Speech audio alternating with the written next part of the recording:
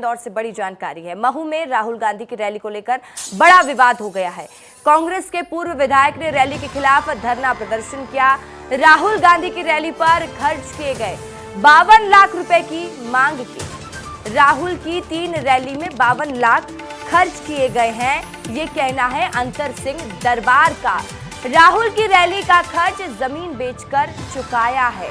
तो बड़ी जानकारी इस वक्त के आपको दे रहे हैं। राहुल गांधी की रैली को लेकर रोज एक नया विवाद हो रहा है। अब महू से कांग्रेस के पूर्व विधायक अंतर सिंह दरबार ने राहुल गांधी की पिछली 3 रैलियों के खर्च 52 लाख रुपए वापस लौटाने की मांग की है। देखिए, अंतर सिंह दरबार ने कहा कि कांग्रेस ने राहुल गांधी की रैली में खर्च पैसे मेरे पास नहीं लौटाए हैं और अपने पैसे वापस पाने के लिए मैंने धरना दिया है। कांग्रेस पहले हमारा पैसा लौटाए, फिर राहुल गांधी रैली करे। अंतर सिंह दरबार ने कहा कि राहुल गांधी की सभाओं में खर्च पैसे का ब्यौरा भी उन्होंने दिया। वो देख लीजिए कि क्या ब्यौरा में जानकारी उन्होंने दी है। अंतर सिंह दरबार की कांग्रेस से क्या मांग है? राहुल गांधी की 3 रैली में खर्च मेरे पैसे लौटाए जाएं, 52 लाख रुपए वापस करे, लौटाए फिर करे रैली। और 2 जून 2016 की रैली में 4,03,000 खर्च। 30 अक्टूबर 2018 को जो रैली हुई उसमें 22 लाख रुपए खर्च किए गए। 26 नवंबर 2022 में 26 लाख रुपए खर्च हुए। राहुल गांधी की रैली में खर्च पैसे जमीन बेचकर चुकाए हैं, अंतर सिंह दरबार कह रहे हैं और कांग्रेस से मांग कर रहे हैं कि मेरे पैसे वापस लौटा दो, फिर रैली को करवाओ। अब पहले अंतर सिंह का वो बयान सुन लेते हैं जिसमें उन्होंने कांग्रेस पर पैसे ना देने का आरोप लगाया है। वहीं अंतर सिंह दरबार के आरोप पर बीजेपी ने भी चुटकी ले ली है। नरेंद्र सलूजा ने कहा कि कांग्रेस पहले अंतर सिंह दरबार का पैसा लौटाए या राहुल गांधी की सभा निरस्त करे। वहीं कांग्रेस ने कहा कि अंतर सिंह दरबार के पूरे पैसे लौटाए जा चुके हैं। अब तीनों के बयान बारी बारी से सुन लीजिए, समझ लीजिए। बार बार बिल देने के बाद, बार बार निवेदन करने के बाद भी वो पेमेंट नहीं किया गया। इस बीच में फिर यहाँ सभा आई भारत जोड़ो यात्रा की। मुझे भोपाल बुलाया गया क्योंकि यहाँ आ नहीं रहे थे, वो सिर्फ मोटरसाइकिल से आके माल्यार्पण कर रहे थे। मैंने सभा का सुझाव दिया था राहुल गांधी के पीए दोनों को, शशांक और बेजू, तब वो यहाँ सभा आई थी। सभा आई थी तो मुझे कमलनाथ जी का आप कर लेंगे, रात है कैसे कर लोगे, क्योंकि हम सब कर लेंगे। फिर पता चला प्रियंका जी आ रही तो हमने महिलाएं की व्यवस्था करी। उसमें भी सिर्फ 5 लाख रुपए जो है वो जीतू पटवारी ने दिए, इसके अलावा कोई पैसा नहीं दिया, पूरा खर्चा मेरा है। रैली का नाम दिया गया जय बापू जय भीम जय संविधान रैली।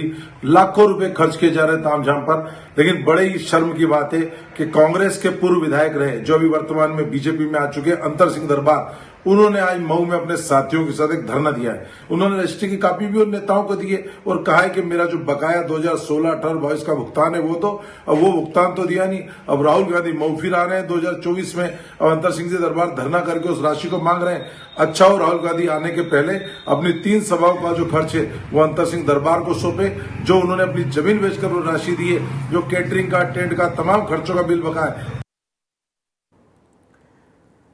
और इस खबर पर ज्यादा जानकारी के साथ मेरे सहयोगी पुनीत विजयवर्गीय मेरे साथ लाइव जुड़ गए हैं। पुनीत, देखिए, राहुल गांधी की यात्रा को लेकर लगातार विवाद छिड़ा हुआ। अब एक और पहलू सामने आता, अंतर सिंह दरबार ने मांग कर डाली कि पहले मेरे पैसे वापस करो, तो कांग्रेस कह रही कि पैसे तो पहले ही लौटा दिए गए। अब बीजेपी भी इस पे चुटकी ले रही है। कितना राजनीतिक माहौल गरमा रहा है ये पूरा मामला?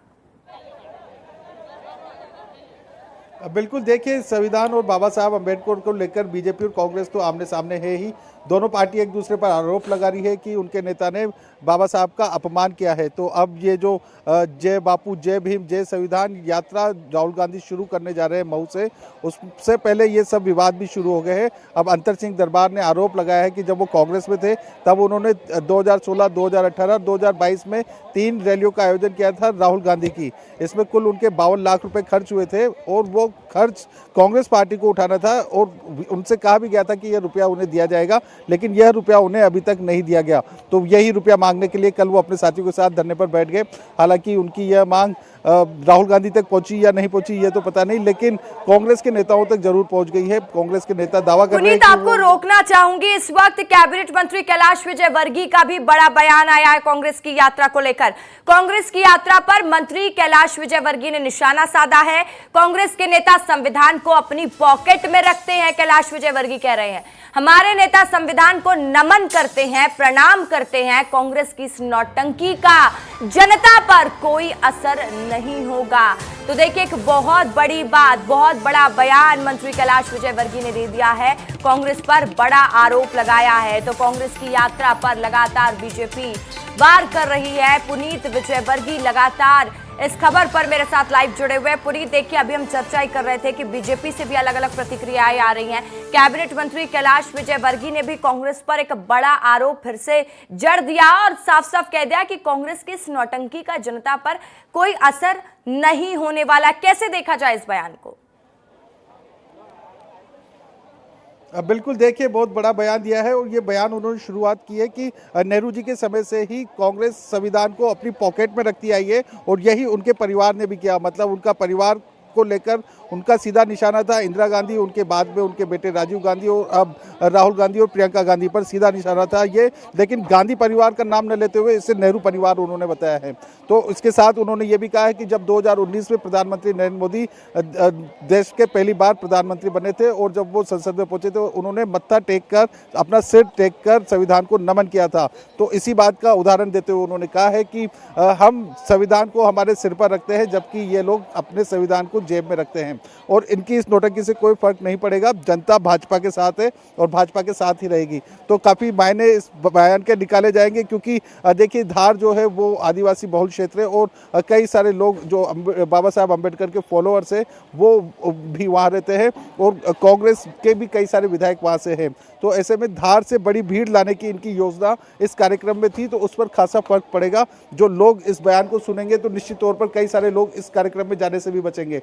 तो एक बड़ा बयान इसे कहा जा सकता है, क्योंकि जो रैली है, इस रैली को किसी भी तरह से लोगों के सामने सच पहुंचाने का प्रयास भी बीजेपी नेता करने में लगे हुए हैं।